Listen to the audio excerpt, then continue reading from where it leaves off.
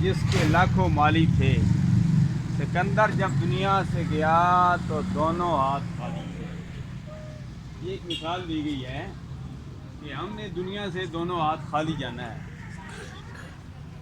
ساتھ کیا لے کے جانا ہے؟ اعمال صالحہ۔ جس طرح عزیزم ڈاکٹر قاری محمد یاسر عوام صاحب کہہ رہے تھے تین کی نسبت سے کہ تین چیزوں کا ثواب مرنے کے بعد بھی قائم رہتا ہے۔ اذا مات الانسان انقطع عنہ عمله الا بثلاثة صدقة جاریة او علم ينتفع به او ولد صالح يدعو له او كما قال علیہ الصلوۃ والسلام۔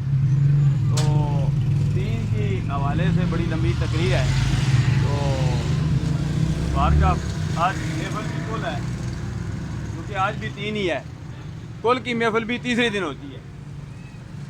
عزیز محترم ڈاکٹر شجاع اختر اعوان صاحب، ان کے والد گرامی اور بزرگ نوجوان عزیز بچے، میری ماں بہنیں گھر میں موجود ہیں۔